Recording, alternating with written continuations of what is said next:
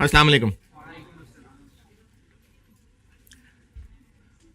Hopefully बस last हो सकता है ये 2 घंटे की हो जाए, लेकिन लेबर के सवाल कराने हैं आपको, और जितने में तसल्ली होगी। हो सकता है किसी ने पहले ही कर लिए हैं, पहले ही, तो उसने जाना तो चला जाए, क्योंकि कुछ बच्चे कर रहे थे, तभी सवाल कर चुके थे जब मैंने कहा था लेबर के सवाल अभी आप बाकी रहने दें, तभी कुछ बच्चों ने पूछ भी लिया हुआ था। तो अगर किसी चीते ने जाना है तो जाए। शॉर्ट टर्म डिसीजन मेकिंग बहरहाल खत्म है, और जो ऑटम 20 अगर किसी ने किया है, वैसे तो मुझे उम्मीद नहीं थी बिल्कुल, लेकिन अगर किसी ने कर ही लिया है तो उसमें बस मुझे ये बता दें कि बहुत सारे मसले हैं, कुछ समझ ही नहीं आया, या किसी एक आधे पॉइंट पे इख्तलाफ है। ऑटम 20 कह रहा हूं, जिन्होंने किया है। अच्छा, किन्होंने किया ऑटम 20? माशाल्लाह माशाल्लाह। अच्छा, जिन्होंने किया है ऑटम 20 में बहुत सारे मसले हैं, या कोई हैं? जिनको बहुत मसले वो रहने दे, ऑटम 20 वो रहने ही दे। और स्प्रिंग 24 जिसने किया है उसको बहुत सारे मसले हैं, बहुत ज्यादा मसले हैं। समझ कुछ नहीं आया। नहीं, ये सवाल नहीं है आपके लेवल का। ये सवाल जिसने बनाया, मेरे ख्याल में, मेरी अपनी जाती राय है कि उसको पता ही नहीं कि कॉस्ट का लेवल क्या होता है। लेकिन इस पे हम टीचर्स लेवल पे भी जितना कुछ इसको मामले को प्रोसीड कर सकते थे किया है। ये सवाल नहीं था कॉस्ट के लेवल का। तो इसलिए बस आपको जितना पढ़ाया, जितनी तैयारी कर ली, उसको रिवाइज करें और अपने पे भरोसा करके चलें। बाकी मैं फिर अभी एंड पे समेटता हूं, बात तो बताता हूं। अब मैं ना लेबर के चैप्टर का रेफरेंस इसलिए दे रहा हूं कि ये सवाल जो मैं डिस्कस करने लगा हूं लेबर में है, तो इसलिए ये कह लें कि लेबर का जो रिमेनिंग पोर्शन था, एक तो मैंने आपको लर्निंग कर्व था वो करा दिया था। रिकॉर्डिंग वालों को बता रहा हूं, ये मैंने शॉर्ट टर्म डिसीजन मेकिंग में ऊपर प्लेस किया भी हुआ है, तो वो मैंने उसको चूंकि करवाना ही शॉर्ट टर्म डिसीजन मेकिंग के लिए था, तो वो मैंने शॉर्ट टर्म डिसीजन मेकिंग में ही प्लेस कर दिया। बस इन क्वेश्चंस का स्टाइल थोड़ा सा डिसीजन मेकिंग जैसा है, इसलिए अब कर रहा हूं इन सवालों को। पहले एक बिल्कुल आसान सा तो खैर नहीं है, पेपर में बैठ के तो सवाल ये समझ ही नहीं शायद आया हो किसी को, और जब ये पेपर में आया था तो मैं भी सोच रहा था कि इसमें करना क्या था, लेकिन अब सोल्यूशन देख के समझ आई है तो आपको करा देता हूं मैं सवाल। रीसेंट अटेम्प्ट का सवाल है, स्प्रिंग 24, क्वेश्चन 1 खोलें। स्प्रिंग 24 क्वेश्चन 1, स्प्रिंग 24 अटेम्प्ट का क्वेश्चन 1 खोल लें।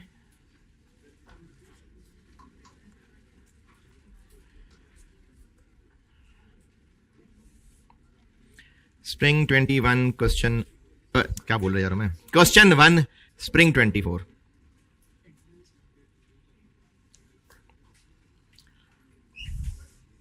इंडस लिमिटेड, पढ़ लीजिए, मैं करता हूं।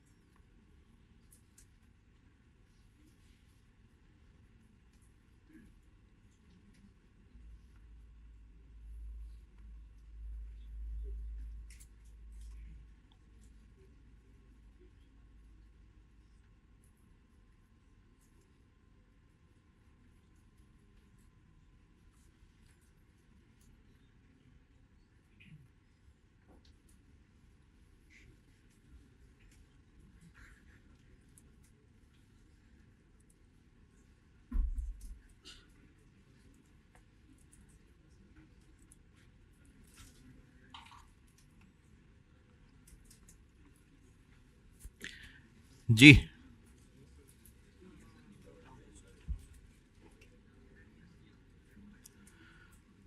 पढ़ लिया तो मैं अर्ज करूं। एक प्रोडक्ट दो प्रोसेसेस से गुजर के पूरा होता है और इन दोनों में वेस्टेज है और वो वर्कर्स की लापरवाही की वजह से। अभी इस वक्त जो डाटा है वो इस टेबल में दिया हुआ और ये डाटा एक यूनिट का है, ये ब्रैकेट में लिखा हुआ। एक यूनिट पे मटेरियल इतना लगता है, लेबर आवर का रेट है, वेरिएबल ओवरहेड का रेट है और दोनों प्रोसेसेस में कितने परसेंट वेस्टेज है वो भी बता दी। यहां तक कि अंग्रेजी में किसी को इतराज।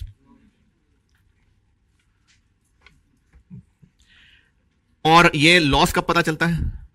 एंड पे। इसका मतलब है कि अगर 10 यूनिट्स पूरे बन जाते हैं तो उनमें से एक खराब है, ये पता चलता है। ये 10% से कह रहा हूं मैं। और जो 10 बनने के बाद पता चलता है, इसका मतलब जो भी खर्चा ऊपर बताया हुआ है वो सब लग चुका होता है। अगर 10 बनते हैं और उनमें से एक खराब होता है तो उस एक खराब की भी कॉस्ट कितनी होती है? अच्छा देखिए, एक मसला है, जब हम प्रोसेस कॉस्टिंग पढ़ते थे तो पर यूनिट कॉस्ट की कैलकुलेशन है कि एक यूनिट के ऊपर कॉस्ट क्या कैलकुलेट की जाए ताकि उसको फिर आगे इन्वेंट्री वैल्यूएशन में यूज किया जाए। यानी कैलकुलेशन में इस्तेमाल करने के लिए पर यूनिट कॉस्ट निकाली जाती थी। तो हम नॉर्मल लॉस वाले यूनिट्स को कोई कॉस्ट अलॉट नहीं करते थे। पता नहीं क्या बोले जा, नॉर्मल लॉस, अब नॉर्मल लॉस। प्रोसेस कॉस्टिंग में पर्पस होता था कि हमने जो प्रोडक्ट बनाना है उसकी हमें पर यूनिट कॉस्ट क्या पड़ रही है और फिर उसी पर यूनिट कॉस्ट को आगे फिर कॉस्ट ऑफ सेल्स और क्लोजिंग स्टॉक की वैल्यूएशन इसलिए इस्तेमाल करते थे। यानी वहां पर जो कॉस्ट की कैलकुलेशन थी वो ऑनवर्ड्स यूज करने के लिए थी। तो हम क्या कर रहे थे कि जो नॉर्मल जाया होने वाले यूनिट्स थे उनको कोई कॉस्ट अलॉट नहीं कर रहे थे। खर्चा उनके ऊपर भी आया था लेकिन डिनोमिनेटर में यानी ईपी में नॉर्मल लॉस के यूनिट्स नहीं लिख रहे थे। तो उससे क्या होता था कि वो सारा खर्चा सिर्फ जो बनने वाले थे उन पे डिवाइड हो जाता था। ये कॉस्ट कैलकुलेशन थी। लेकिन अगर वैसे ही कंट्रोल पॉइंट ऑफ व्यू से एक बिजनेस 100 यूनिट्स बनाता है और उन 100 यूनिट्स को बनाने में 90,000 रुपए लगते हैं। अगर इन 100 में से 15% नॉर्मल लॉस होता है तो ये हमारी प्रोसेस कॉस्टिंग में कैलकुलेशन करते हुए काम होता था कि हम 90,000 को 85 पे डिवाइड करते थे, क्योंकि जो आंसर आएगा उसको हमने इन्वेंट्री वैल्यूएशन में यूज कर रहे हैं, प्रोडक्ट की हमें वो कॉस्ट पड़ रही है, यानी उसका इस्तेमाल था आगे। अगर कॉस्ट की calculation for onwards use point of view से ना देखें और just generally control point of view से बात करें तो हमें एक यूनिट कितने रुपए कॉस्ट कर रहा है? 900 रुपए।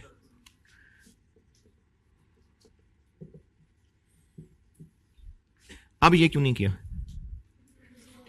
क्योंकि हम सिर्फ ये देखना चाह रहे हैं कि अच्छा खर्चे कंट्रोल करने हैं, अभी कितना पड़ रहा है हमें खर्चा। सिर्फ कंट्रोल पॉइंट ऑफ व्यू से हमें एक यूनिट 900 का पड़ रहा है। ये तो सिर्फ कॉस्ट निकालनी थी और नॉर्मल लॉस वालों की कॉस्ट बाकियों को बर्दाश्त करवानी थी, इसलिए ये वाला काम कर रहे होते हैं। जो प्रोसेस कॉस्टिंग थी वो सबका आगे डेबिट क्रेडिट में इस्तेमाल होता है ना। तो इसलिए नॉर्मल लॉस को कॉस्ट अलॉट नहीं होती। लेकिन अगर हम कंट्रोल पॉइंट ऑफ व्यू से देखना चाहें तो हमें एक यूनिट 900 रुपए का पड़ता है। अब ये 900 जानने के लिए पूरे 100 से डिवाइड किया। यहां पर हम जितने यूनिट्स बनाते हैं उनमें से 10% प्रोसेस ए में और 5% प्रोसेस बी में खराब हो जाते हैं। और लॉस पता कब चलता है? यानी वो जो खराब हो रहा है उस पर भी कॉस्ट पूरी लग चुकी होती है। अब हम इससे तंग थे तो हमने सोचा कि अगर वर्कर्स को मोटिवेट करना है तो उनको कोई बोनस देना पड़ेगा। अब हम पहले भी ये नुकसान तो बर्दाश्त कर ही रहे हैं। कौन सा नुकसान? तो हमने सोचा अगर उनको ना रोका तो ये तो कल को और बेहतियाती करेंगे और लापरवाही करेंगे। तो मैनेजमेंट ने फैसला किया कि इनको हम ये कहते हैं कि जितने पैसे बचेंगे तुम्हारे अच्छा काम करने की वजह से वो हम तुम्हें ही बोनस दे देंगे। अब इसे नेट हमें को फायदा नहीं हो रहा, जो बचत होनी है वो वर्कर को दे देना है, लेकिन उससे ओवर अच्छा होना शुरू हो जाएगा। तो इस सवाल की वर्डिंग ये है कि हमने फैसला किया है कि जितनी कॉस्ट की बचत होगी वो हम उस वर्कर को बोनस की शक्ल में दे देंगे। ये सवाल का लास्ट सेंटेंस। ये सेंटेंस समझ आया कि नहीं? आपसे पूछा यह है कि जितनी भी हमने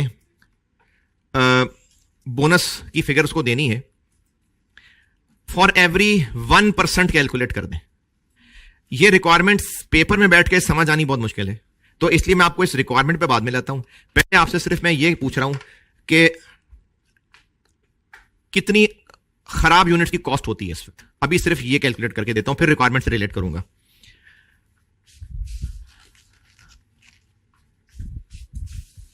अभी मैं रिक्वायरमेंट की वर्डिंग को इग्नोर करके सिर्फ जो यूनिट्स खराब होते हैं वो हमें कितने रुपए का पड़ता है ये जानने लगा हूं सिर्फ।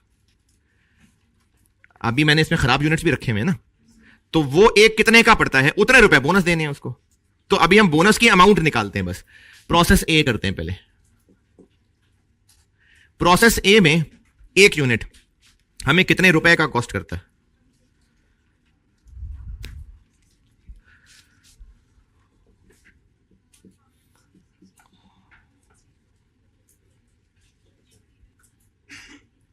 जी मटेरियल कितना? 1000। लेबर कितनी? 200 इंटू 2।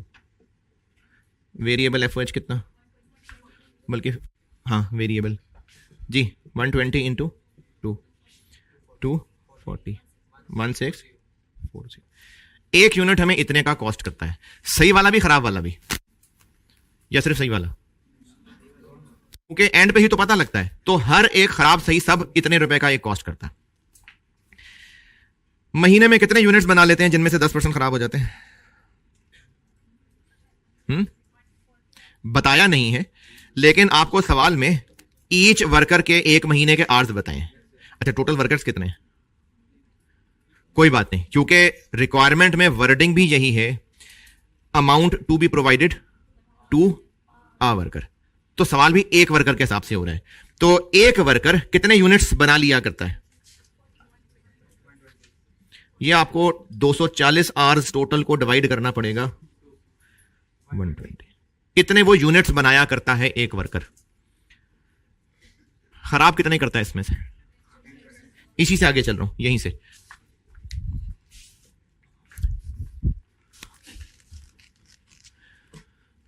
इसी के नीचे लिख रहा हूं, यूनिट्स वेस्ट कितने होते हैं? 12।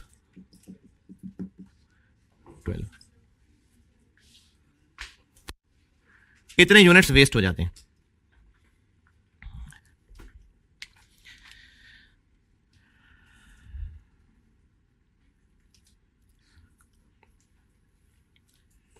जी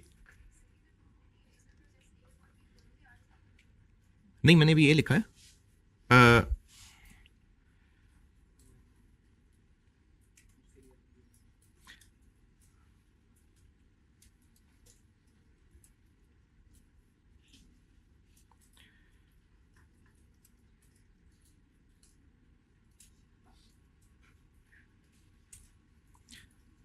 अच्छा मेरे ख्याल में दो अलग अलग प्रोसेस हैं, तो एक बंदे के महीने के आवर्स हैं, तो ये एक प्रोसेस में ही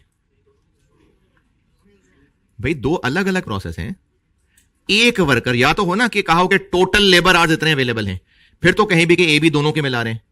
एक बंदे की बात हो रही है कि एक वर्कर महीने में 240 घंटे काम करता है, तो वो एक ही वक्त में ए और बी दोनों में होता है। ये कैसे? नहीं अच्छा कुछ भी हो सकता है, तो फिर इंसानों वाली असम्पशन लेना। वो तो ये भी सोचता है एक टांग उधर होती है, एक टांग उधर होता है, एक हाथ ऐसे और ऐसे, उधर प्रोसेस ए में भी होता है, बी में भी होता है। तो ये भी अजीम हो सकता है, या दौड़ता रहता है, दौड़ के उधर जाता है, दौड़ के उधर आ जाता है। अज्यूम तो कुछ भी कर सकते हैं। सवाल यह है कि ये जो 240 आवर्स हैं, क्या ये सिर्फ प्रोसेस ए सिर्फ प्रोसेस बी के हैं या दोनों के मिला के हैं? दोनों के मिला के तब सवाल बनता था अगर टोटल आवर्स अवेलेबल दिए होते, तो फिर समझ आता है कि शायद दोनों प्रोसेसेस के मिला के, फिर भी ये आर्ग्यूएबल है। लेकिन एक वर्कर की बात कर रहे हैं, और ये वर्कर कौन से वाले की बात कर रहे हैं? जो प्रोसेस ए में काम करता है या बी में काम करता है? सब एक जैसे लोग ही होंगे, तभी एक वर्कर की बात की हुई है। तो एक बंदा एक वक्त में एक प्रोसेस में ही होगा ना, तो इसलिए ये एक प्रोसेस के 240 घंटे हैं जी। तो एक बंदा महीने में कितने यूनिट्स खराब करता है, और इतने यूनिट्स की कॉस्ट क्या होती है फिर?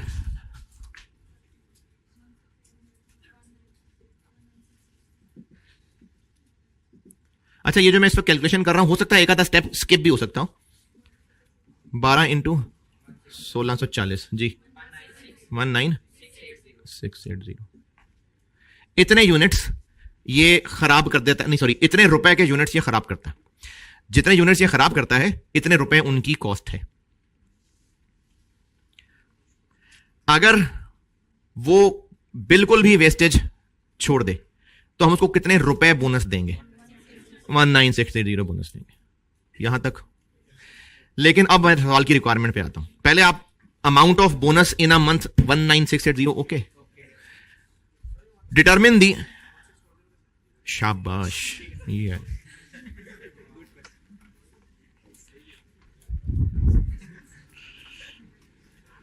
रिक्वायर्ड है determine the bonus amount to be provided to a worker.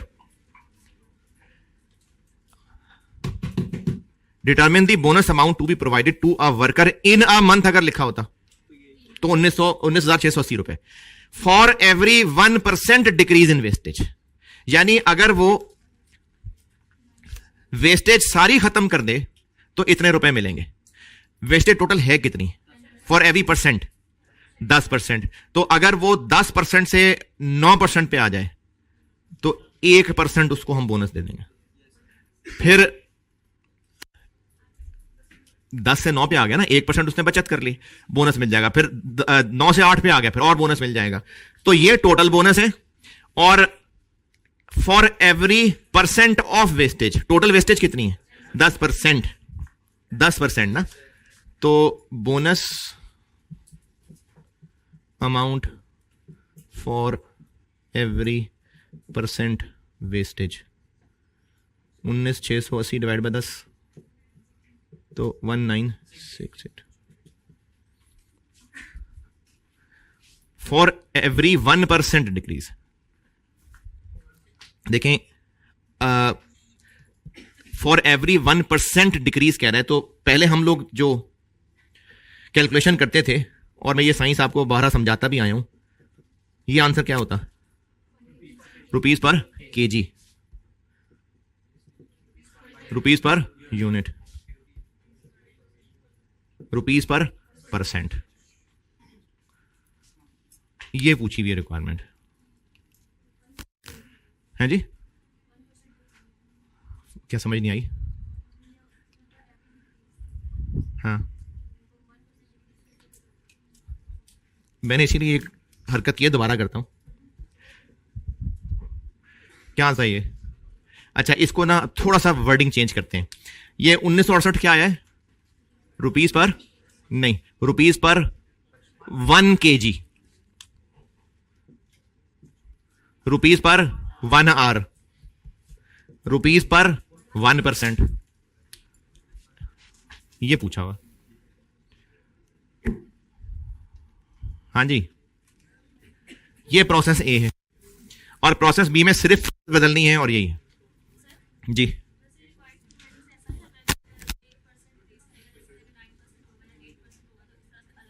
हाँ, यही पूछा हुआ है।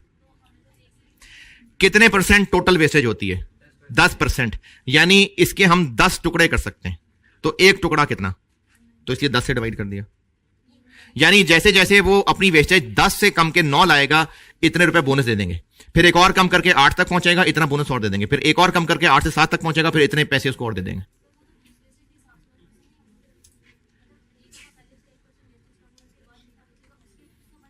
हमने इसको 10 बराबर हिस्सों में बांट लिया। फॉर एवरी 1% इतना बोनस दे देंगे उसको। हाँ जी, रिक्वायरमेंट की वर्डिंग से रिलेट करने की कोशिश कर रहा हूं। नहीं, फिर आइंदा निकाल देंगे ना सर के वर्कर को। वो 10 से 12 पे ले जाए, फिर बचत शुरू कर दे, फिर 15 पे ले जाए, फिर बचत शुरू कर दे। प्रोसेस ए। अब यही काम प्रोसेस बी का है, जिसमें सिर्फ फिगर्स बदलनी है। बिठा दूं?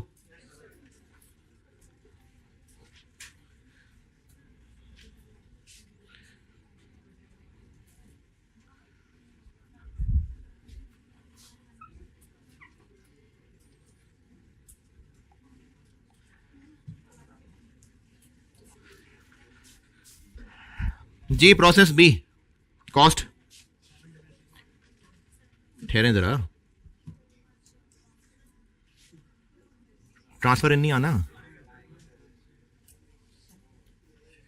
मटेरियल 700 और लेबर 250 इंटू 3 750, वेरिएबल 120 इंटू 3।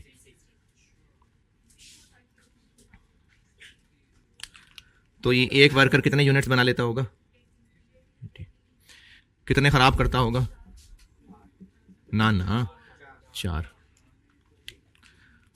और 4 इंटू 3 4 13। इतने रुपए अगर वो सारी वेस्टेज खत्म कर दे तो महीने का इतना बोनस ले जाएगा, लेकिन उसको हम बोनस देंगे फॉर एवरी 1%। कितना? 13,800 डिवाइडेड बाय 5, 2760। ये है जी स्प्रिंग 24 क्वेश्चन 1।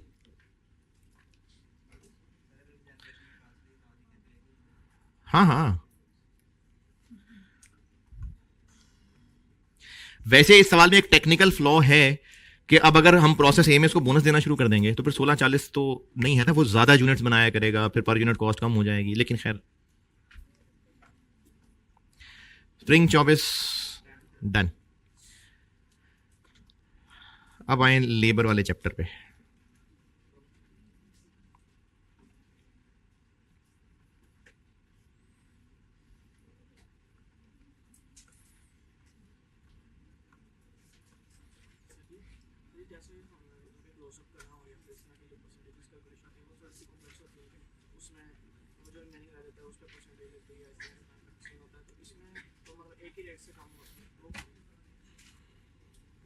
सवाल नहीं समझा आपका?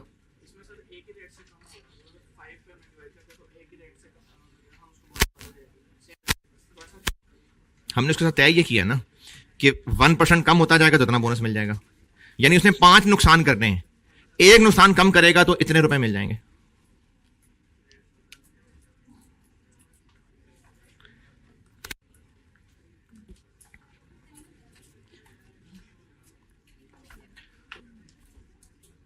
अच्छा, एक मिसाल आई है जहन में, अगर इसकी बात ये सुन के कोई फर्क ना पड़ा तो इग्नोर।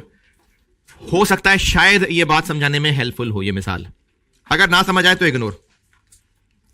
हमें एक बैंक से लोन मिल रहा है 12% पे, और वो हमें 12 मिलियन रुपए कॉस्ट करेगा। 12 मिलियन रुपए ये हमें कॉस्ट करने वाला है। हम अगर अपने किसी कंसल्टेंट को कहें कि रेट 12% है, तुम कोशिश करो हमें कम करवा दो।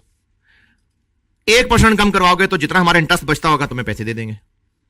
1% भी कम करवाओगे तो जो हमारी बचत होगी हम तुम्हें कमीशन दे देंगे। तो इसका मतलब यह हो रहा है कि 12 मिलियन का 99% या 12 मिलियन का 1%। हम कह रहे हैं 12 की जगह 11 करा दोगे, क्योंकि ये परसेंटेज टर्म्स में कोटेड चीज है। 12% इंटरेस्ट है, हम कह रहे हैं यार 1% कम करा दो, तो इसका मतलब 12% का 99%।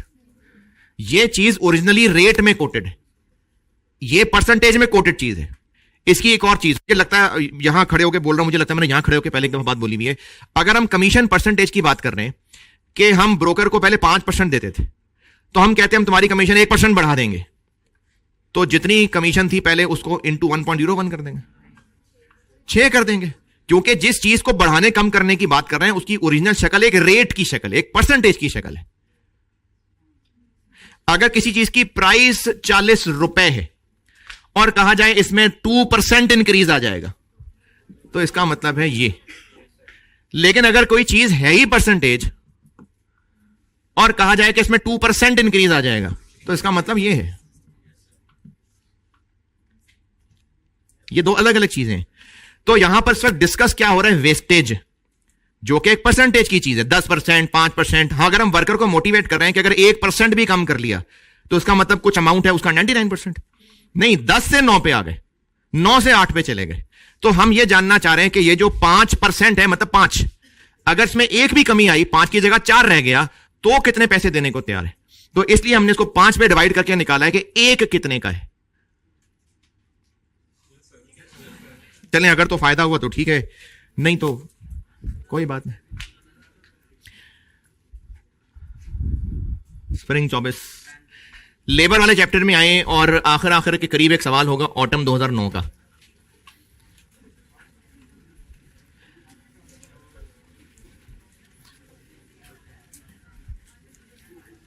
अच्छा, ये जो सवाल अभी किया है ना, ये किस चैप्टर का सवाल है, कौन सा टॉपिक ऐसा पढ़ाया होता जिससे आप ये सवाल कर सकते थे? कोई जवाब नहीं है इसका मेरे पास।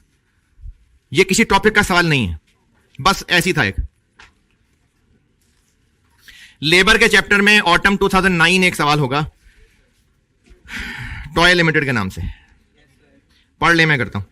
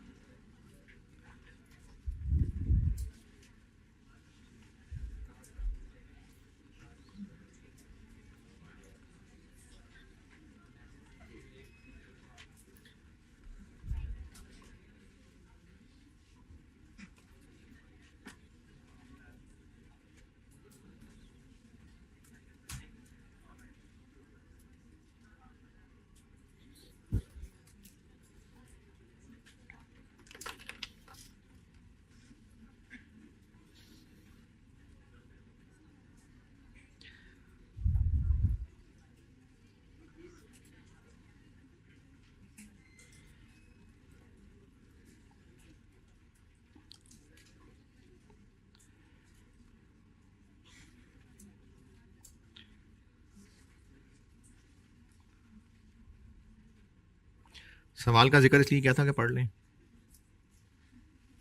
लेबर वाले चैप्टर में शॉर्ट टर्म डिसीजन मेकिंग में ढूंढ रहे हैं तो नहीं मिलेगा, लेबर वाला चैप्टर।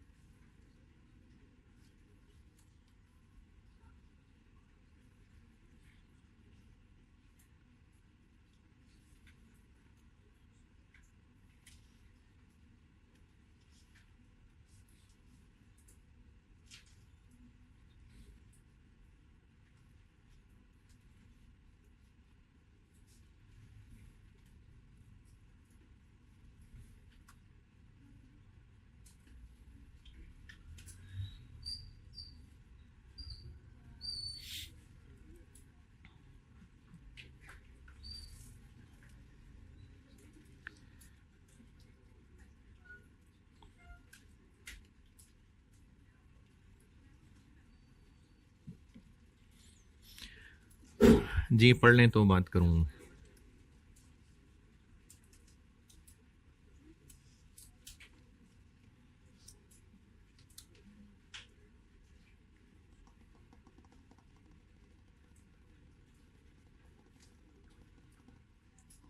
चलें, पढ़ लिया। अभी इस वक्त हम एक प्रोडक्ट बनाते हैं और उसका पर यूनिट डाटा ये पहले टेबल में, और साल के बनाते हैं हम 1,00,000 यूनिट्स। और ये जो 1,00,000 यूनिट्स हैं, चूंकि लेबर की तरफ से वेस्टेज ज़्यादा है तो मैनेजमेंट सोच रही है कि इनके हम पैसे बढ़ा दें और बोनस भी ऑफर कर दें, तो इससे उम्मीद है कि वेस्टेज कम हो जाएगी। और रिक्वायर्ड ये है कि बताएं कि हम अगर ये वेज प्लान ले आएँ तो क्या बेनिफिशियल है या नहीं। तो कैसे कैलकुलेट करें? एग्जिस्टिंग और रिवाइज्ड, और एग्जिस्टिंग और रिवाइज्ड पे सिर्फ लेबर कॉस्ट निकालें, फिर सारी, क्योंकि सब अफेक्ट हो रही हैं, तो एग्जिस्टिंग पे टोटल कॉस्ट निकाल लेते हैं और रिवाइज पे टोटल कॉस्ट निकाल लेते हैं। ये सवाल है। अब इसमें ना एक अजम्पशन है, वो हो सकता है किसी को बिल्कुल ठीक लगे, हो सकता है किसी को एतराज हो। बहरहाल अजम्पशन है 1,00,000 यूनिट्स ये एंड कस्टमर तक पहुंचाने हैं, ये वो 1,00,000 हैं, या ये 1,00,000 हैं जो बनेंगे और रिजेक्शन के बाद जो बचे वो बेच देंगे। पता नहीं मैंने क्या कह दिया। पॉइंट नंबर 4.4, प्रोडक्शन की क्वालिटी इंप्रूव हो जाएगी और वो जो कस्टमर्स अभी रिजेक्ट कर दिया करते हैं, 3% यूनिट रिजेक्ट कर 4% रिजेक्ट कर देते होते हैं, वो अब रिजेक्शन 3 तक रह जाएगी। तो मेरा सवाल यह है कि जो 1 लाख हैं ये कस्टमर्स तक पहुंचाने होते हैं, ज्यादा बनाने पड़ते हैं, या 1 लाख बनते हैं जितने भी बच बचा के बिक गए तो बिक गए? हाँ जी, इसका असल जवाब यही है कि कस्टमर तक पहुंचाने होते हैं। एनुअल रिक्वायरमेंट 1 लाख है। हाँ, इसी वजह से मैं कह रहा हूं कि इसकी 2 अल्टरनेटिव हो सकते हैं। प्रोडक्शन के वर्ड की वजह से यह भी बन सकता है कि हम 1 लाख ही बनाते हैं और उनमें से जितने रिजेक्ट हो गए, बाकी जितने बिक गए। लेकिन जिस तरह से है ना रिक्वायरमेंट, तो उससे ज्यादा मतलब यह लगता है कि इतने लोग हैं लाइन में खड़े हुए खरीदने के लिए तैयार हमसे, तो ये वो है जो एंड तक बिकने हैं। तो ये 1 लाख प्रोडक्शन नहीं है, ये सेल है। बनाएंगे, बेचने लगेंगे तो रिजेक्ट हो जाएंगे, तो इवेंचुअली 100 बिकेंगे, 1 लाख बिकेंगे। रिक्वायरमेंट की वजह से ये ज्यादा बेहतर मतलब है। सोल्यूशन में भी ऐसे ही है, लेकिन मैं आप साबित करने के लिए कह रहा हूं कि प्रोडक्शन की वजह से लगता है कि हम 1 लाख बनाएंगे और रिजेक्ट होकर जितने बचेंगे वो बिकेंगे। और रिक्वायरमेंट के वर्ड से मैं कह रहा हूं कि इतने रिक्वायर्ड है, इतने लोग खड़े बाहर मांगने के लिए, जैसे ऑर्डर आता है ना, तो इतने लोग हैं जो खरीदने को तैयार हैं। तो चूंकि रिजेक्शन हो जाती है, इसलिए बनाने हमें ज्यादा पड़ते होंगे। तो ये सेकंड वाली अजम्पशन पे चल रहे हैं कि ये सेल्स की क्वांटिटी है। ये कर रहे हैं हम ऑटम 2009। तो एग्जिस्टिंग सिचुएशन की कॉस्ट निकाल लेते हैं और जो सजेस्टेड है वो निकाल लेते हैं। और दोनों सिचुएशंस में फर्क सिर्फ खर्चों का नहीं है, नंबर ऑफ यूनिट्स प्रोड्यूस का भी फर्क है। तो इसलिए एग्जिस्टिंग में पहले प्रोडक्शन तो देख लें कितनी होनी है। प्रोडक्शन होनी है 1 लाख को ग्रॉस करना पड़ेगा 96%। क्यों 96 है? 104167।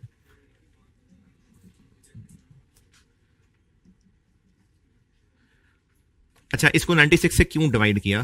क्योंकि 4% किसका 4%? जितने यूनिट्स कस्टमर तक पहुंचते हैं 4% रिजेक्ट हो जाते हैं।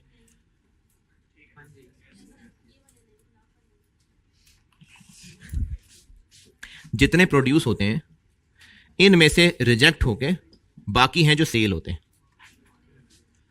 तो ये 4% किसका 4%? 4% रिजेक्ट हो जाते हैं, किसका 4%? जो बनाते हैं। तो ये 100 है, ये 4 है, ये 96। इतने यूनिट्स हैं और इतने यूनिट्स बनाने का खर्चा। अच्छा, इसको मैं डिसीजन मेकिंग में इसीलिए ले रहा हूं कि 2 ऑप्शंस कंपेयर करनी है। तो इसमें कॉस्ट्स कौन सी ले लें? सारी ले लें कॉस्ट्स, क्योंकि सब ने ही चेंज होना है। फिक्स कॉस्ट होती तो वो रहने देते, वो भी इसलिए क्योंकि चेंज ना हो रही होती। तो टोटल प्रोडक्शन कॉस्ट यानी मटेरियल, लेबर, ओवरहेड अलग करने की बजाय 600 ही ले लेता हूं। तो टोटल प्रोडक्शन कॉस्ट हो जाएगी 104167 इंटू 600 रुपए जी। 6200। अरे इतनी बड़ी फिगर रहने दें, रुपीज इन 1000 कर लेते हैं, चलें। ओके,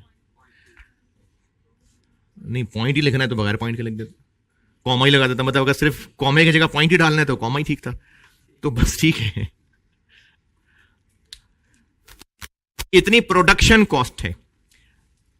हम 2 ऑप्शंस कंपेयर कर रहे हैं, दोनों ऑप्शंस में यूनिट्स का फर्क है। तो इतने यूनिट्स बनेंगे तो इतनी कॉस्ट होगी, लेकिन जो जाया होंगे वो हम कबाड़ियों को बेच भी सकते हैं। तो कितने का बेच सकते हैं? तो वो हमें पैसों की रिकवरी भी हो जानी है।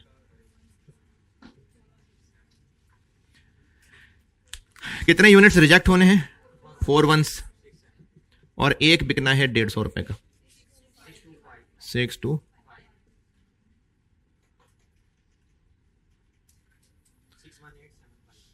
ये हमारी एग्जिस्टिंग सिचुएशन की टोटल कॉस्ट है।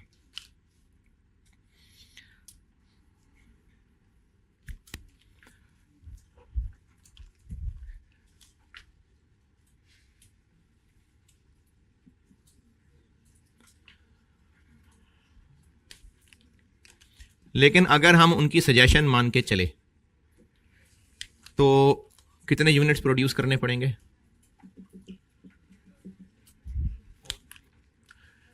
103093, फिर इतने यूनिट्स बनाने पड़ेंगे।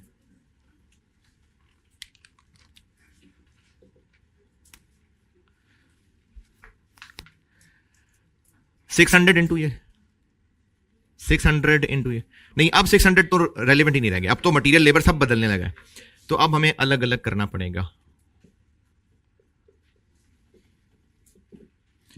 मटेरियल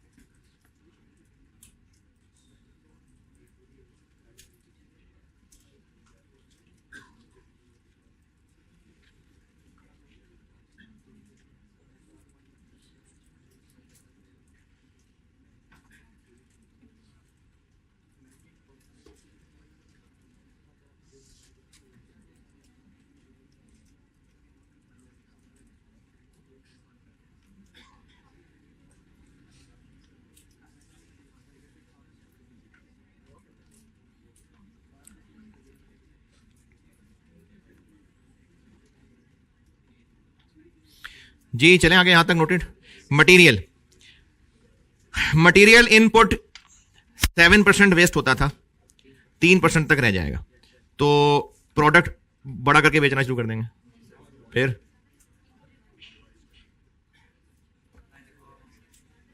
इनपुट रिवाइज हो जाएगी ना।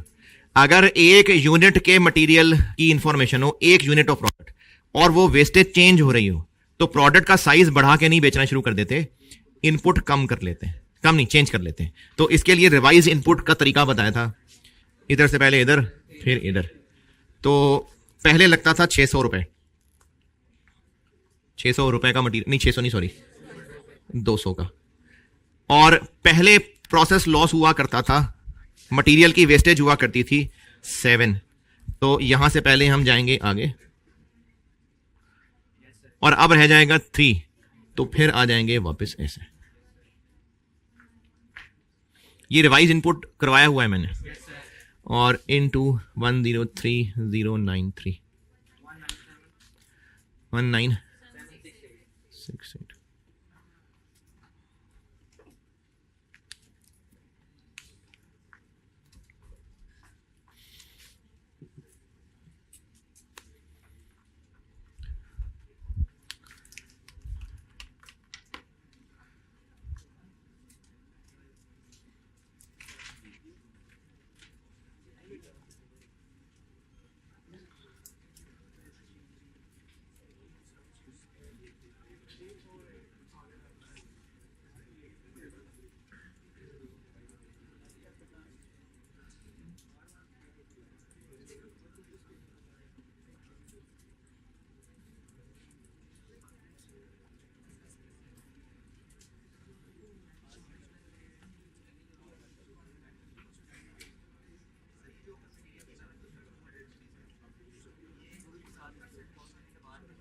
दोबारा बोलिए। इनपुट लॉस इनकर होने के बाद का नहीं होता, इनपुट तो कहते हैं जो मशीन में डलना है।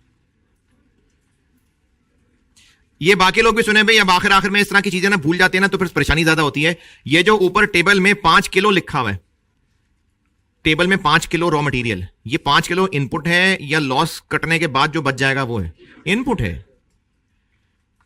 प्रोडक्ट के यूनिट की डिटेल है, उसके साथ मटेरियल की क्वांटिटी लिखी हुई है, तो ये मटेरियल कॉस्ट होती वो है जो इनपुट होना है। हाँ, तो इंक्लूड ही होती है ना। वेस्टेज मटेरियल के इनपुट में से ही होती है या अलग से कोई वेस्टेज होती है? उसी में ही होती है ना, तो इंक्लूड ही कहना था। जितना मटेरियल प्रोसेस में डलेगा उसी में से ही वेस्ट होगा या वेस्टेज अलग से लाके डालेंगे? उसी में से ही होगा। तो इसका मतलब इनपुट अगर 5 किलो है और उसमें से आधा किलो जाया होना है, तो 5 किलो में वेस्टेज इंक्लूडेड है ना। Material done. लेबर, लेबर के बारे में एक तो उन्होंने कहा जी वेज रेट बढ़ाना पड़ेगा, फिर बोनस भी देना पड़ेगा, तो फिर हमें इसका मतलब लेबर आवर्स पे जाना होगा।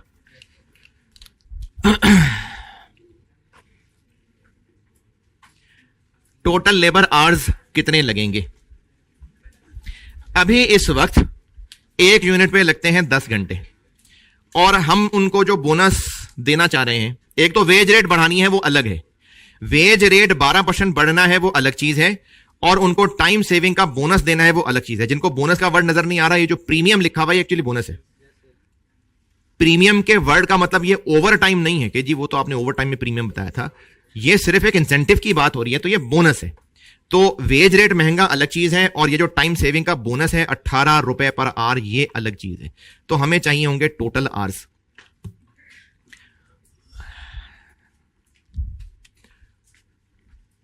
एक यूनिट पे लगते थे पहले 10 आवर्स। क्या सारे वर्कर्स इस स्कीम से खुश हो जाएंगे? 70%।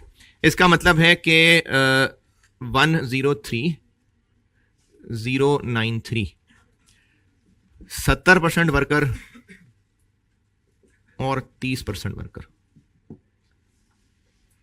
जो वर्कर्स 70% यूनिट्स बनाएंगे और जो 30% बनाएंगे, मैंने टोटल को तोड़ लिया 70-30। 70% वर्कर ऑफर को मान जाएंगे, और वो कितना टाइम लगाएंगे? ये बात लिखी हुई है पॉइंट नंबर 2 में। इसका मतलब है वो 8 घंटे लगाएंगे। तो ये लोग 8 घंटे लगाएंगे, ये लोग पूरे 10 लगाएंगे। 10 तो लगते हैं ना, ऊपर टेबल में दिया हुआ है। तो इनको कहा है कि टाइम अगर बचाओगे तो बोनस मिलेगा, तो वो कहा है 20% टाइम बच जाएगा। तो इसका मतलब ये लोग 8 घंटे लगाएंगे, ये 10 ही लगाएंगे। तो ये कितने बने? 577 321 और ये 309 279। तो टोटल आवर्स लगेंगे 88 66 00। इतने टोटल आवर्स लगेंगे, इतने आवर्स टोटल काम होगा। तो लेबर कॉस्ट, चूंकि इतने आवर्स काम होगा, तो बेसिक वेजेस बन जाएंगी 886600। पहले वेज रेट क्या था? 25। ये हो जाएगा ये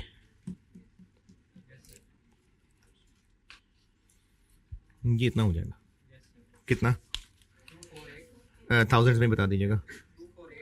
24825।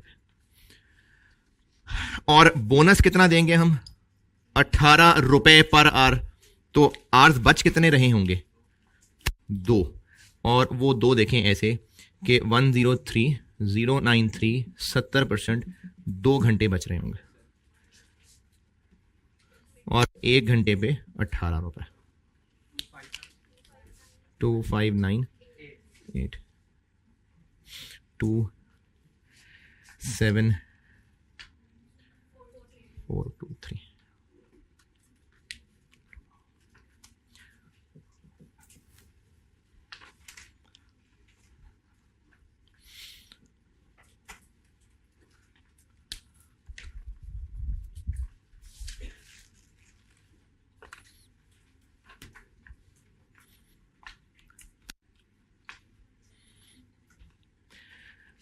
देखें, ये वो यूनिट्स हैं जिन पे 2 घंटे बच रहे हैं। तो इंटू 2, ये टोटल घंटे सेव्ड आ गए, और 18 रुपए पर सेव्ड आवर।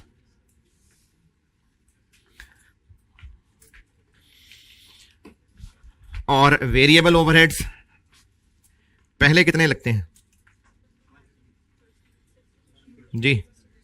पहले लगता है 60% ऑफ डायरेक्ट लेबर, लेकिन वो कह रहे हैं कि 60 की बजाय 55% होगा, और 55% भी वो कह रहे हैं कि आप इस पे नहीं, इस पे लगाएं।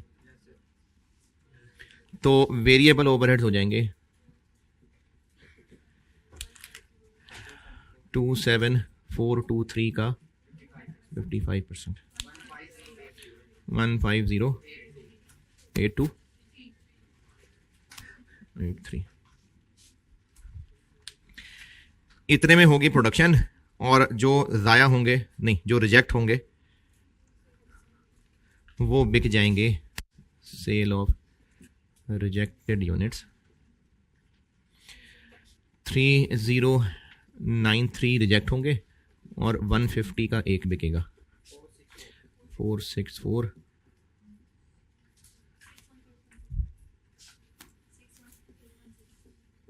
तो कंक्लूजन, कॉस्ट्स हैं ये सारी, तो सजेशन एक्सेप्ट कर लेनी चाहिए, बेनिफिशियल है।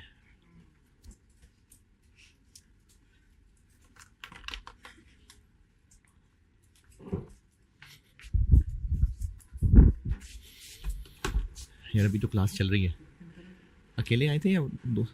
वो नहीं आए? माने भी नहीं आने के लिए? अच्छा, अभी तो मेरा ख्याल है घंटा डेढ़ और लगेगी क्लास। चेक कर लेना घंटा डेढ़ तक, अगर करीब ही हो ना। हाँ, अगर नहीं तो फिर लेकिन कल क्लास नहीं है मेरी, क्लासेस खत्म हो जाएंगी अब। घंटे डेढ़ तक फिर चेक कर ही लेना।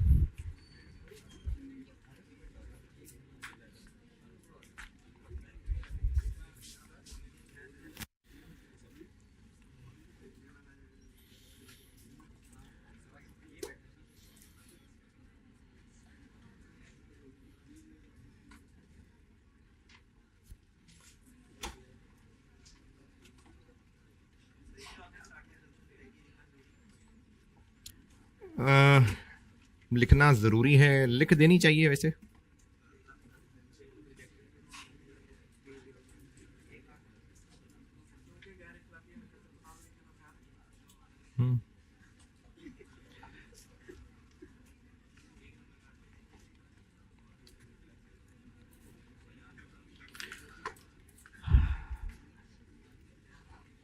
हाँ जी, सवाल डन, कोई एतराज़ परेशानी? अच्छा, इसी का ना एक थोड़ा सा डिफरेंट वर्जन देख लें, वरना तो वो अगर ये आखिरी क्लास ना होती तो शायद मैं होमवर्क ही दे देता ये। तो अभी ऐसा करें, आप अभी देख लें, तो मैं ज़बानी सिर्फ इसमें जो वैरायटी थी वो ज़बानी बोल देता हूँ। इसी लेबर के चैप्टर में स्प्रिंग 22, लेबर वाले चैप्टर में स्प्रिंग 22, ये अर्जेंटीना लिमिटेड के नाम से सवाल है। इसी चैप्टर में क्वेश्चन 4 है। ये इसी का थोड़ा सा डिफरेंट वर्जन है, एग्जैक्ट नहीं है, थोड़ा सा डिफरेंट स्टाइल है, तो इसलिए सिर्फ इसका स्टाइल डिस्कस कर लेते हैं, बाकी कैलकुलेशन सब ऐसे ही है। अर्जेंटीना लिमिटेड के नाम से स्प्रिंग 22 अटेम्प्ट का सवाल है, लेबर वाले चैप्टर में ही। पढ़ लें, सिर्फ इसमें ट्विस्ट डिस्कस कर लेता हूं, बाकी बिल्कुल ऐसे ही है, पढ़ लें।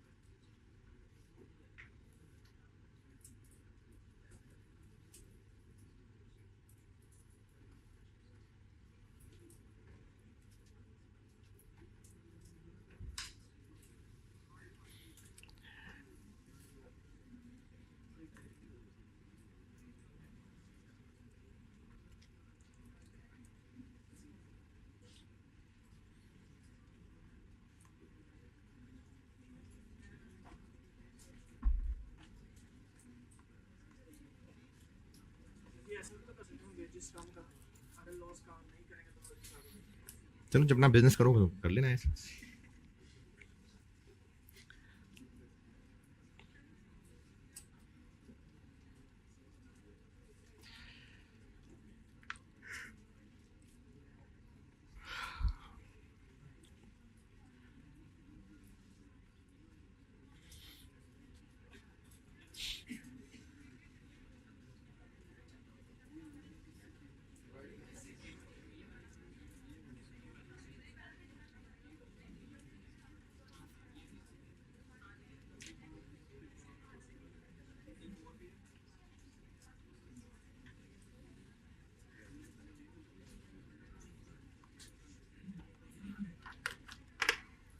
हाँ जी, पढ़ लिया तो मैं करूं बात।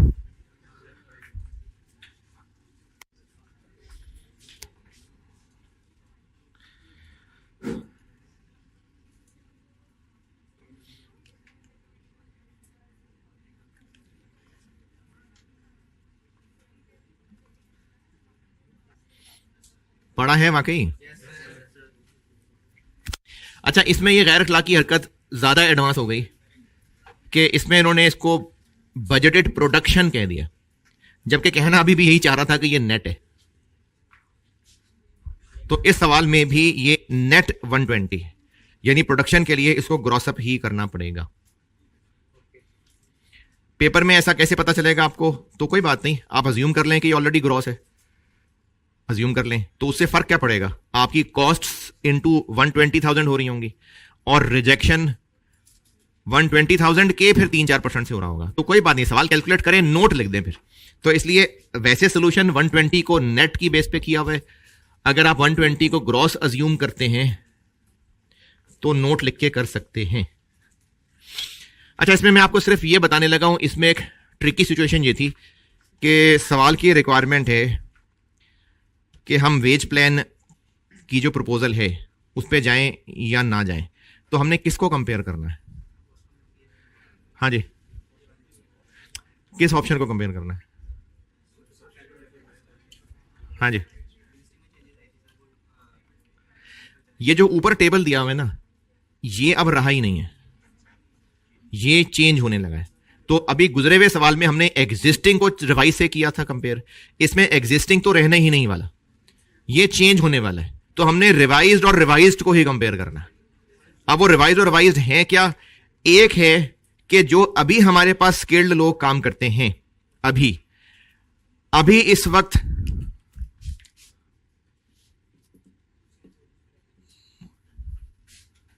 क्या वर्ड का यूज किया रिक्वायरमेंट में? Substitute labour.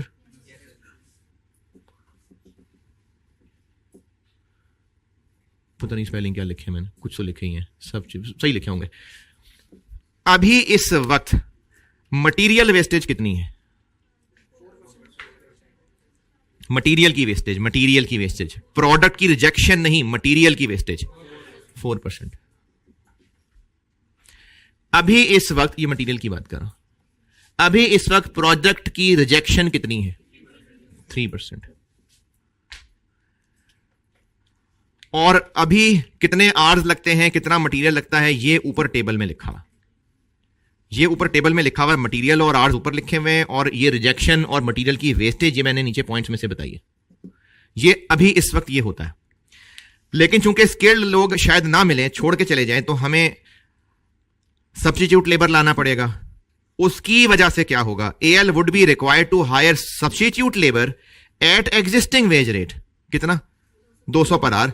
उसकी वजह से, यानी अब ये एक ऑप्शन है, ये एक ऑप्शन है,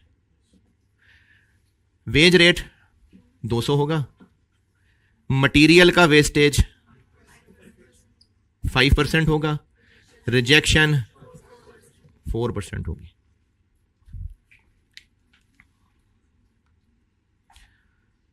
लेकिन अगर हम ये नहीं चाह रहे तो एग्जिस्टिंग लोगों को ही प्लान चेंज करके बताना पड़ेगा in order to avoid the situation. क्या सिचुएशन? इन लोगों को जो लाना पड़ रहा था, क्योंकि एग्जिस्टिंग लोग अब हमसे राजी नहीं थे, तो उनकी वजह से हमें नए लोग लाने पड़ने थे। तो एक ये ऑप्शन है, in order to avoid the situation, ये वाली, ये, यानी हम इसी पे वापस आ सकते हो। तो उसके लिए एग्जिस्टिंग लोगों को हमें एक तो वेजेस बढ़ानी पड़ेंगी, बोनस ऑफर करना पड़ेगा, तो हम ये सिचुएशन अवॉइड कर सकेंगे। मतलब वेस्टेज वैसे सब खत्म, ये वाली आ जाएगी। तो दूसरी ऑप्शन बन जाएगी हमारे पास, जिसमें वेज रेट होगा 200 से, बोनस होगा, और वो जो मटेरियल की वेस्टेज है, in order to avoid this situation, यानी वापस 4 पे आ जाएगा, रिजेक्शन वापस 3 पे आ जाएगा। इन दो ऑप्शंस को कंपेयर करना है, ये तो अब रहा ही नहीं है। हाँ, वो तो बोनस, मैं सिर्फ ये बता रहा हूं कि ये अब कुछ नहीं है, ये है और ये, बाकी कैलकुलेशन सेम वही है। चलो जी, एक लेबर का सवाल और करा देते हैं, बस फिर लेबर और कॉस्ट बहुत है, रहने दें, करवा रहा हूं। चलें अब करते हैं सवाल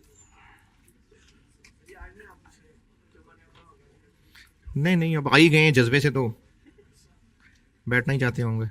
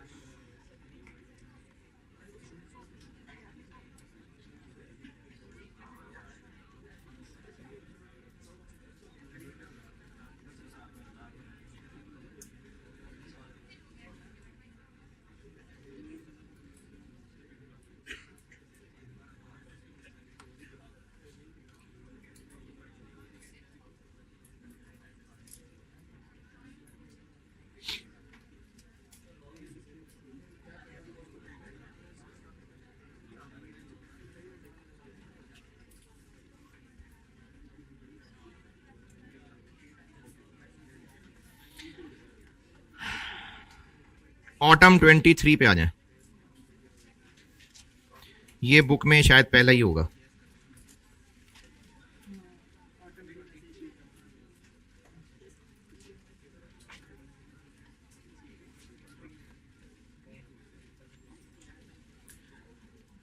और जिनके पास नई बुक नहीं है वो पास्ट पेपर में देख रहे हैं, तो ऑटम 23 अटेम्प्ट में क्वेश्चन नंबर 2 था, ट्यूलिप लिमिटेड।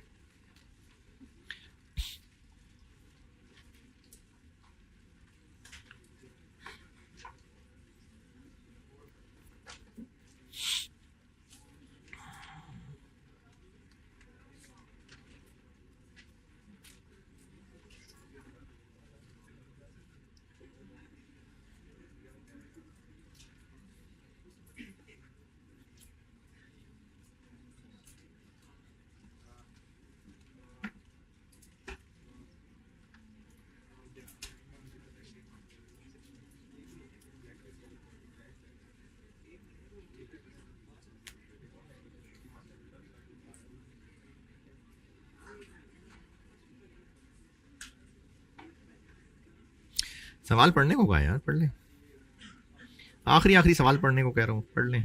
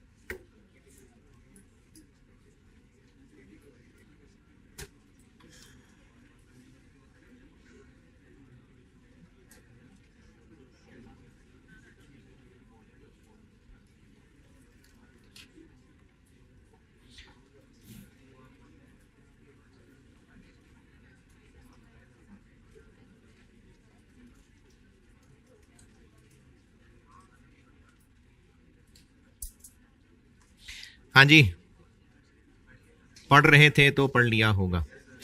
अच्छा, सवाल तो मैं यही करवाने लगा हूं, लेकिन ये जिस पुराने सवाल की नई शक्ल है ना, एक एडजस्टमेंट मैं आपको पुराने सवाल से दिखा रहा हूं, वहां समझाऊंगा, फिर ये उसकी थोड़ी मुश्किल शक्ल है। तो आप इसको मैं पूरा कराता हूं। आप आइए पहले एक आखिर में कहीं होगा 2011 अटेम्प्ट का लेबर वाले चैप्टर में।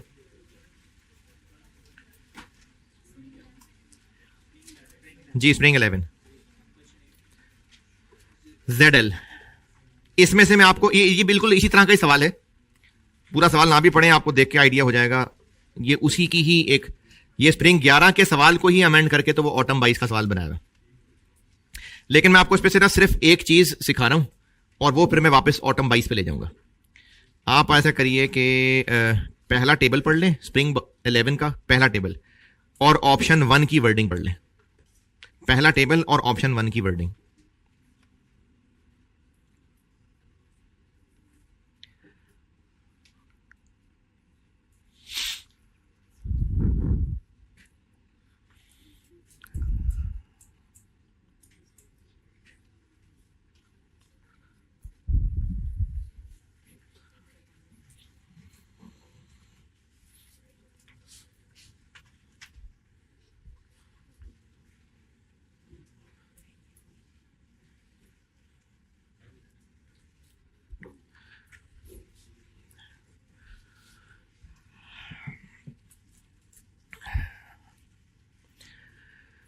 आखिरी सवाल हो रहा है इस सेशन का। बस ये थी कॉस्ट।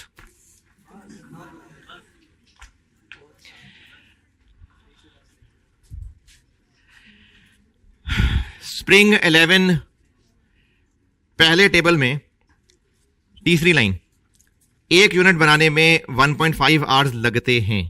स्प्रिंग 11 पहला टेबल, एक यूनिट बनाने में 1.5 आवर्स लगते हैं। और इस सवाल की रिक्वायरमेंट में लिखा हुआ था कि हमने ना 40,000 यूनिट्स बनाने थे। तो अभी इस वक्त टाइम लगता है 1.5 आवर। अभी इस वक्त इतना लगता है। ऑप्शन 1 में लिखा हुआ है कि हम पीस वेज रेट सिस्टम ले आएंगे, यानी रुपए पर आवर देने की बजाय पर यूनिट दे देंगे।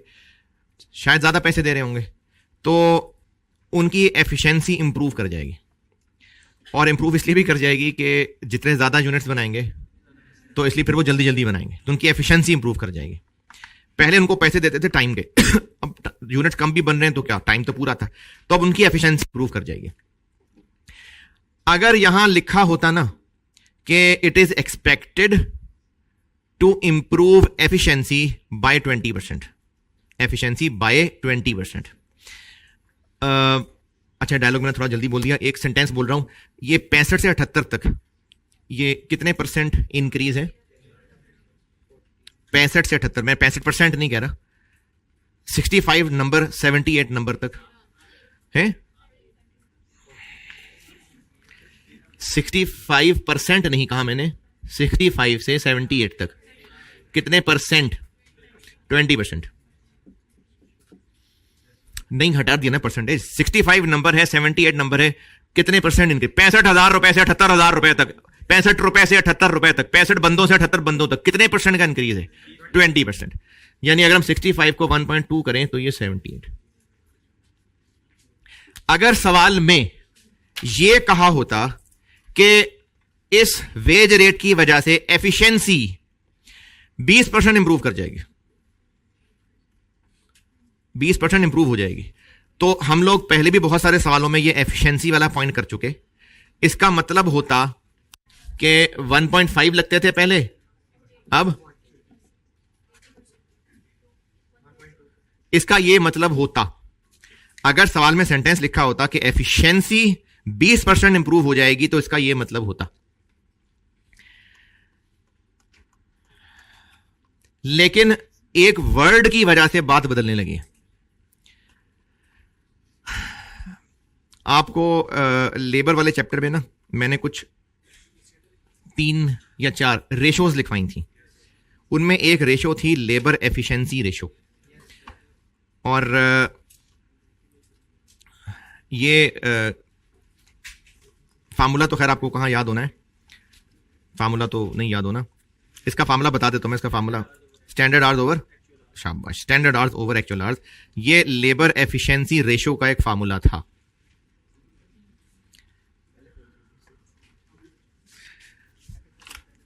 लेबर एफिशिएंसी रेशो का फार्मूला होता है standard hours over actual hours, और परसेंटेज है तो इसलिए 100 किया होता। अगर परसेंटेज में नहीं वैसे लिख रहे, नहीं कर रहे होते, मतलब अगर 0.2 को 20 करना तो 100 से मल्टीप्लाई कर रहे होंगे। ये लेबर एफिशिएंसी रेशो का फार्मूला बताया था, लेबर वाले चैप्टर में बताया था।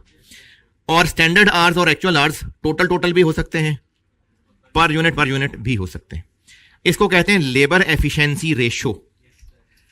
अब सवाल की वर्डिंग देखें। सवाल की वर्डिंग में यह कहा हुआ है कि एफिशिएंसी 65% से 78% तक पहुंच जाएगी, यानी जो लेबर एफिशिएंसी रेशो है वो अभी 65% है, ये 65 से बढ़ के 78% हो जाएगी। टाइम कम हो जाएगा को नहीं कह रहे, कह रहे लेबर एफिशिएंसी रेशो 65, रेशो का वर्ड चलो नहीं भी लिखा, एफिशिएंसी 65% से बढ़ के 78% हो जाएगी। तो इसका मतलब है कि जो अभी एफिशिएंसी है, अभी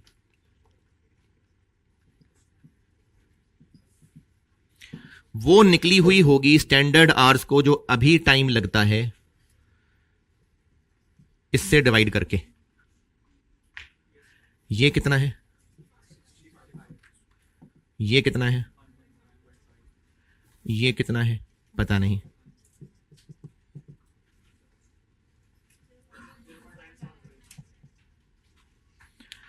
और इस वेज रेट से खुश होकर एफिशिएंसी 65 की जगह 78 हो जाएगी, यानी रिवाइज हो जाएगी। तो एफिशिएंसी रिवाइज हो जाएगी, तो इसका मतलब है एसएच रिवाइज हो जाएगा या ये रिवाइज हो जाएगा? ये रिवाइज हो जाएगा। एसएच तो स्टैंडर्ड सेट किया हुआ साल के शुरू में, ये रिवाइज हो जाएगा। वर्कर जितना टाइम लेता है, लेना चाहिए, टाइम जितना लेता है, ये रिवाइज हो जाएगा। तो रिवाइज एफिशिएंसी के लिए एसएच वही रहेगा, यहां पर रिवाइज्ड टाइम आ जाएगा। तो अब अगर आप यहां पर रखें 78, यहां रखें 0.975, तो रिवाइज्ड आवर्स आ जाएंगे 1.25। तो यहां पर इस तरीके से चलना है। ये कैसे पता चला? एफिशिएंसी एफिशिएंसी ऑफ 65% की जगह 78% हो जाएगी, यानी आपसे वो एफिशिएंसी रेशो वाले फार्मूले के जरिए पहुंचा रहा है। काफी गहरी बात है ना, नहीं समझ आई? अब ऑटम 22 पे आते हैं। बस ये स्प्रिंग 11 से सिर्फ यही बात सिखानी थी। अब ऑटम 22 पे आ जाए।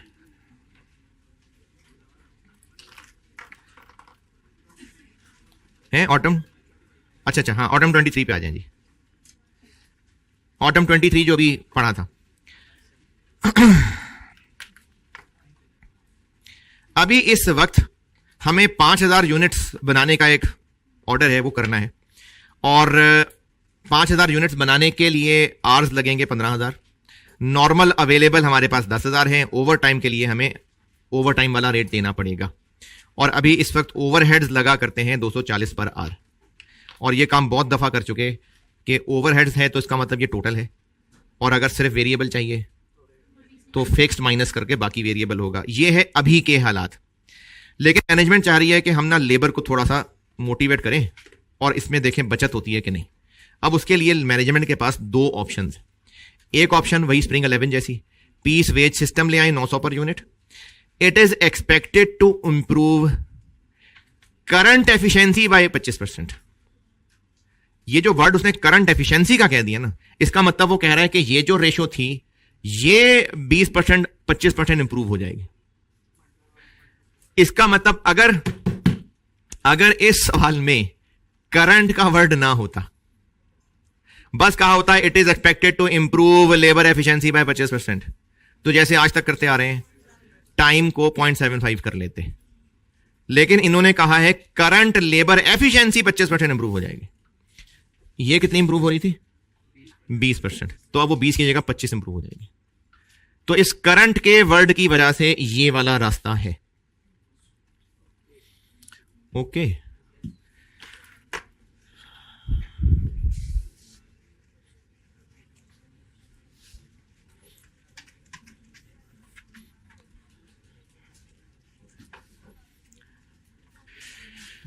चलें करता हूं सॉल्व।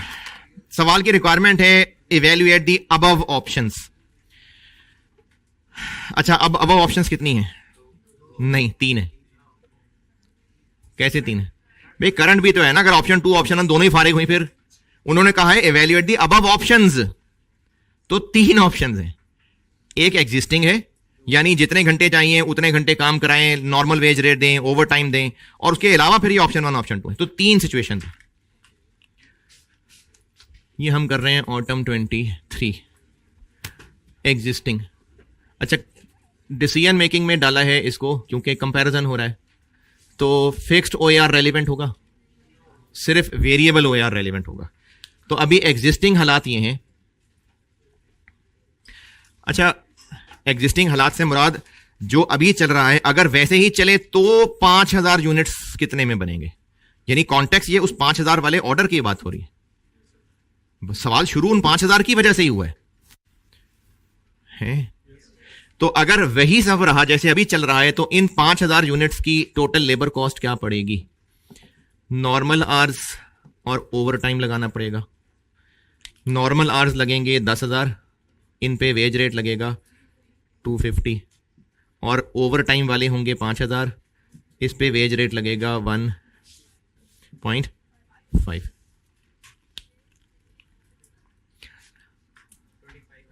2500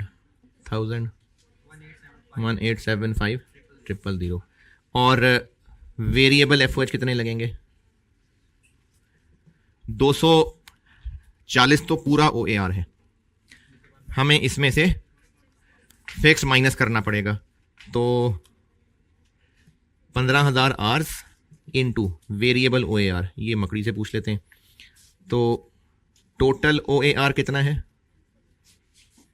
240। इसमें से फिक्स्ड ओएआर निकाल दें, तो फिक्स्ड ओएआर कितना है? हाँ जी, 15 लाख को किससे डिवाइड करूं? 15 लाख को किससे डिवाइड करूं?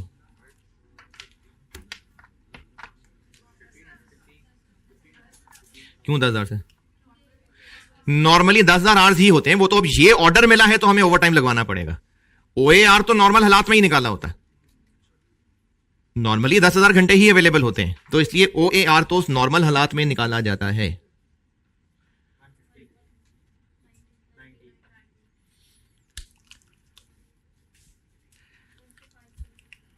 वन 135,000।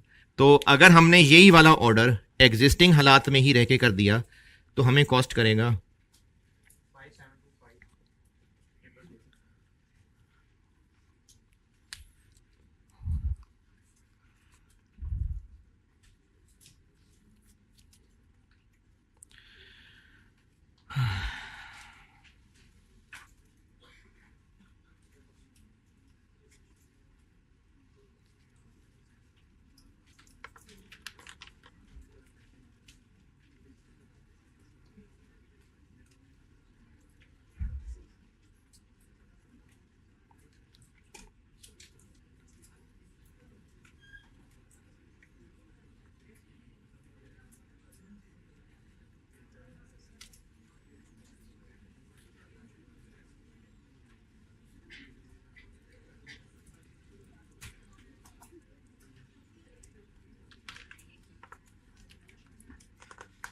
हाँ जी, एग्जिस्टिंग हालात ऑप्शन 1। अगर ऑप्शन 1 पे चले तो टोटल लेबर कॉस्ट कितनी होगी जी? 5,000 यूनिट्स इनटू, हाँ जी, तो वो एफिशिएंसी वाला तो मसला ही खत्म हो गया है। 900 पर यूनिट इनटू 5,000 यूनिट्स, तो एफिशिएंसी वाला तो रोला ही खत्म।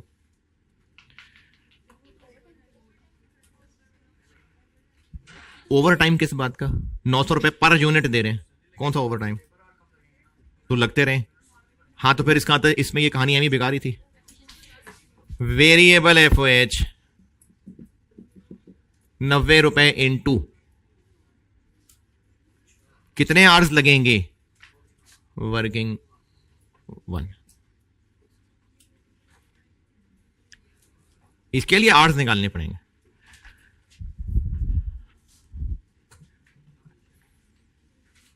अब ये एक बड़ी प्यारी सी इक्वेशन बनाने लगा हूं। अभी इस वक्त 1 यूनिट पे कितना टाइम लगता है? 1.5। ये कहां से भाई? 5000 यूनिट्स हैं, कितने घंटे चाहिए? 15,000, तो 3 लगते हैं ना। तो एग्जिस्टिंग एफिशिएंसी के हिसाब से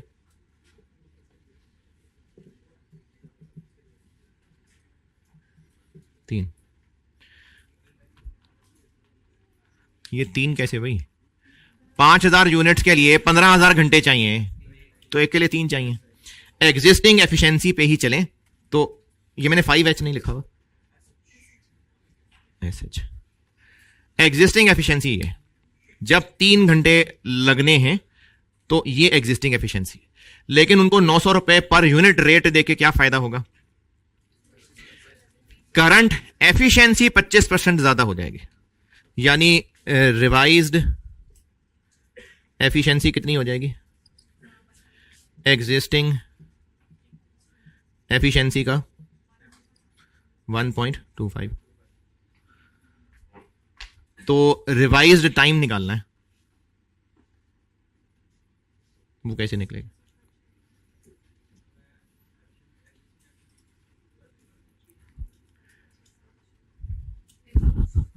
हाँ जी, यहां से एसएच कैसे निकाले? नहीं है ना एग्जिस्टिंग एफिशिएंसी। करें, बताएं। हाँ जी, करें, पुट करें, क्या करना है देखें।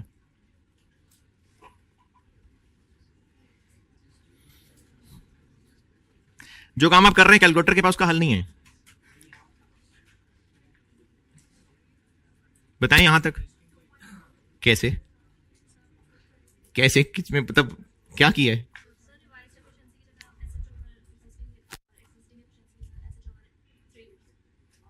है क्या क्या?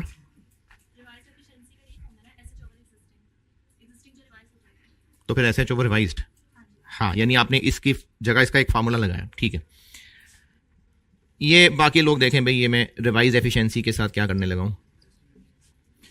SH over revise time.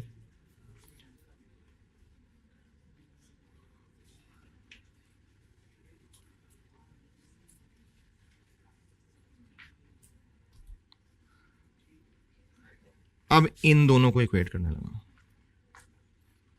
अब मैं ये देखें, आपके सामने मैंने 3 शक्लें लिखी हुई हैं भाई।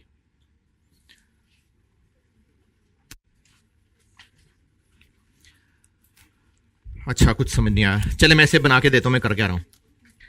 Revise efficiency is equal to SH over revise time. Revise efficiency is equal to existing efficiency into 1.25।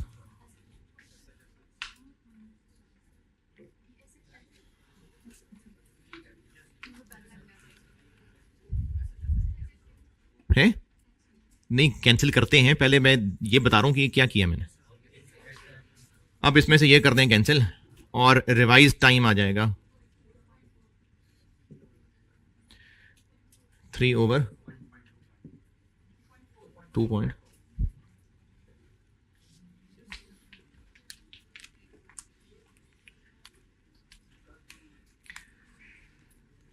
अच्छा, ये सब आपको कैसे आ जाना था? नहीं आना था, लेकिन 7 नंबर गए सारे। एग्जिस्टिंग सॉल्व होना चाहिए, ये सॉल्व होना चाहिए। आर्स नहीं समझ आ रहे, बस जैसे आ रहे हैं वो लिख दें। ऑप्शन 2 पे चले। इसका सारे का काम सिर्फ और सिर्फ ये इस जगह, ऑप्शन 2 में इसका कोई काम नहीं है। एग्जिस्टिंग डन, ऑप्शन 2 में इसका कोई काम नहीं है। ऑप्शन 1 के अंदर सिर्फ ये वेरिएबल की लाइन लिखनी है, लेबर के तो लिखे ना, तो 7 नंबर नहीं 0 हो गए। ये तो पर निकले हैं ना, टोटल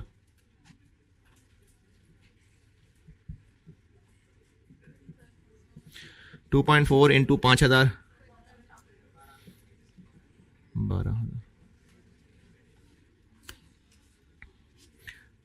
12,000 1080 000 5580 000।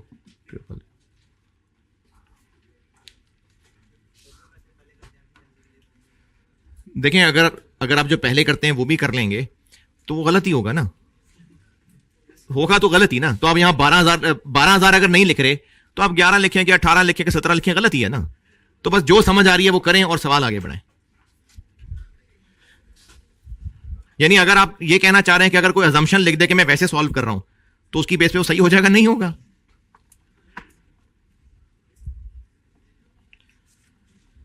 अजम्पशन तो वहां होती है यहां पर एग्जिस्टिंग में डेटे में ही एम्बिग्विटी हो या कुछ कहा ना हो। ये तो लिखा हुआ है करंट एफिशिएंसी इतनी हो जाएगी, तो इसके अलावा जो भी कुछ करेगा वो गलत ही होगा। अब चाहे अजम्पशन लिख के करे, चाहे माफिया लिख के करे, चाहे रिक्वेस्ट लिख के करे, वो गलत ही होगा।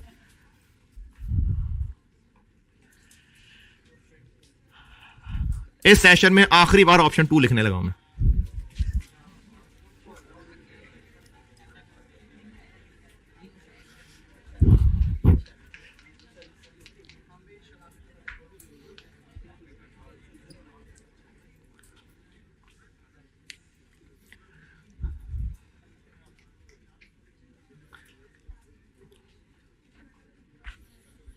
ऑप्शन 1 से बाहर निकले तो मैं ऑप्शन 2 कराता हूं।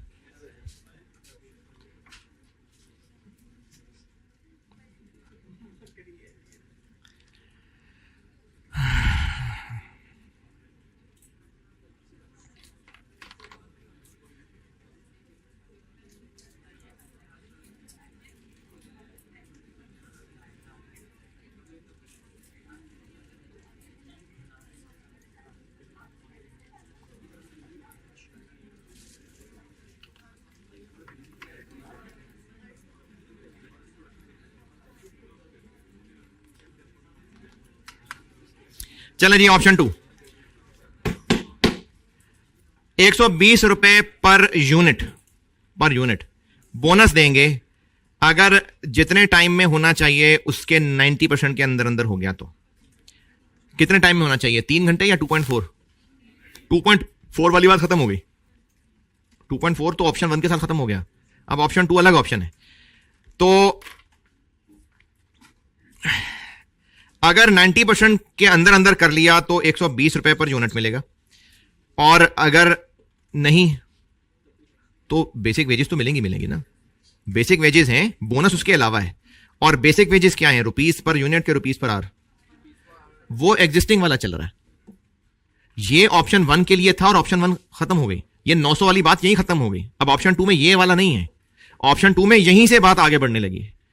तो ऑप्शन 2 में अगर हम गए तो जो बेसिक वेज रेट वगैरह है वो तो रहेगा, बोनस उसके अलावा एक चीज हम ऑफर करने लगे हैं। तो इससे फर्क क्या पड़ेगा, एक तो बोनस एक्सपेंस आ जाएगा, दूसरा टोटल आवर्स चेंज हो जाएंगे।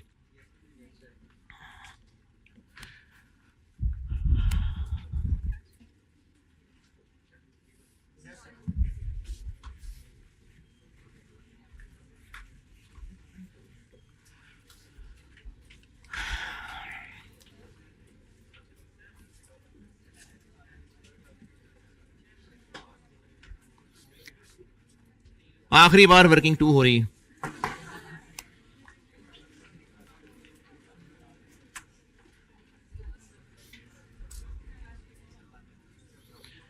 अब टोटल आवर्स कितने लग जाएंगे,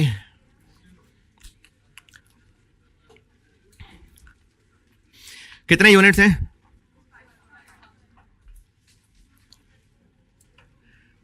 कितने लोग ये बोनस वाली बात पे राजी हो जाएंगे? 80%।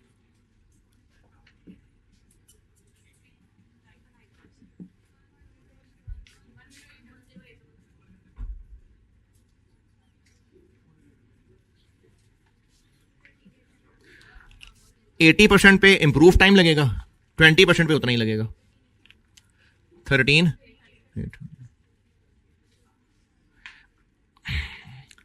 ये भी पिछले सवाल में भी यही किया था। इतने के ऊपर इंप्रूव टाइम लगेगा, इतने के ऊपर उतना ही लगेगा। नॉर्मल कितने अवेलेबल हैं? 10। तो ओवर टाइम लगाना पड़ेगा 3800।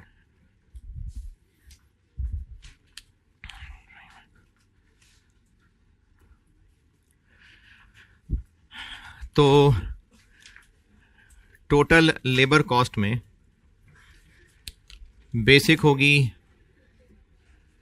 10,250, ओवर टाइम होगा 3800 इंटू 250 इंटू 1.5, और कितने लोगों को बोनस देना होगा?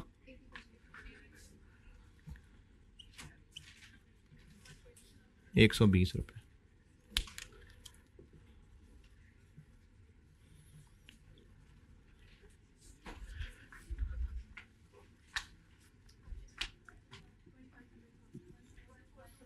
वन 142 और वेरिएबल ओवरहेड्स लगेंगे 90 रुपये इंटू 13,808, 1242,000। ये कॉस्ट में आखिरी बार टोटल होने लगा है 547। आखिरी बार कंक्लूजन।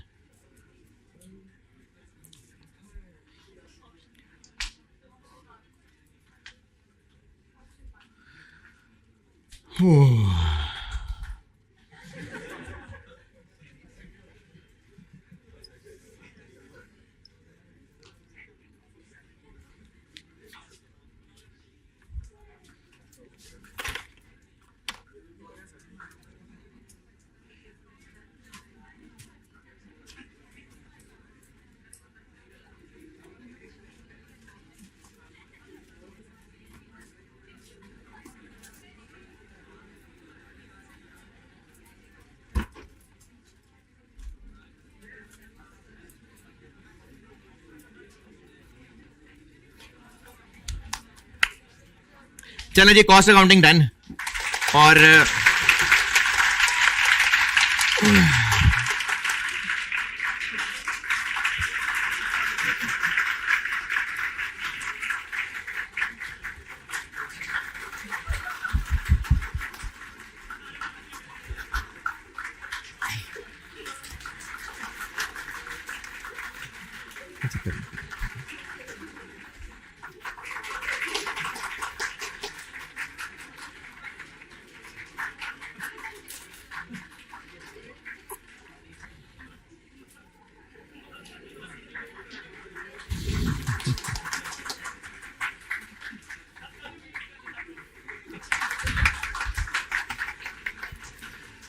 अच्छा, अब कुछ ना अगस्त, बचा कुछ अगस्त, और पता नहीं ये मेरा लेक्चर ही कोई हो सकता है 31 अगस्त को बैठा सुन रहा हो। तो जितना टाइम रह गया उसके हवाले से और पेपर के हवाले से कुछ नसीहतें कर देता हूं। लेकिन ये कॉस्ट के 110 को बस वो मैंने चूंकि रिकॉर्डिंग वालों से भी अलग से शेयर करना है, तो फाइनल एडवाइस कह के मैं इसको अलग से रिकॉर्ड करा दूं। तो ये 110 कॉस्ट बस खत्म। अल्लाह हाफिज़।